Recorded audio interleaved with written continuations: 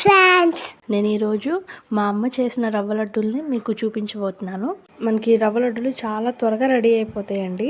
ఈ రవ్వ లడ్డూల కోసం మా అమ్మ 1 కేజీ బొంబాయి రవ్వని తీసుకుంది. ముందుగా మనం స్టవ్ పైన ఒక బాండీ పెట్టుకొని కొంచెం నెయ్యి వేసుకొని డ్రై ఫ్రూట్స్ ని వేయించి పక్కన పెట్టుకుందాము. తర్వాత అదే బాండీలో బొంబాయి రవ్వ వేసుకొని బొంబాయి రవ్వను కూడా ఫ్రై చేసుకొని ఆ రవ్వని ఒక మిక్సింగ్ బౌల్లోకి తీసుకొని తర్వాత మనం దాంట్లో ఒక 1/2 టీ స్పూన్ ఇలాచీ పౌడర్, 1 కేజీ రవ్వకు 1 కేజీ పంచదార తీసుకోవాలండి. కేజీ పంచదారని వేసుకొని అవన్నీ కలిసే విధంగా బాగా కలుపుకోవాలి. తర్వాత ఇందులో ముందుగా వేయించి పెట్టుకుని డ్రై ఫ్రూట్స్ వేసుకొని ఇవి కూడా బాగా కలిసేటట్టు కలుపుకొని తర్వాత కొంచెం కొంచెం పాలు పోసుకుంటూ మనకి లడ్డూలు చుట్టడానికి వచ్చే విధంగా మనం పాలని అడ్జస్ట్ చేసుకుంటూ కలుపుకుంటూ మనం లడ్డూలు చుట్టుకుంటే ఎంతో టేస్టీగా ఉండే రవ్వ లడ్డూలు రెడీ అవుతాయండి. మా వీడియోస్ ని లైక్ చేయండి, షేర్ చేయండి, కామెంట్ చేయండి. అలాగే మా ఛానల్ ని సబ్స్క్రైబ్ చేసుకోండి ఫ్రెండ్స్.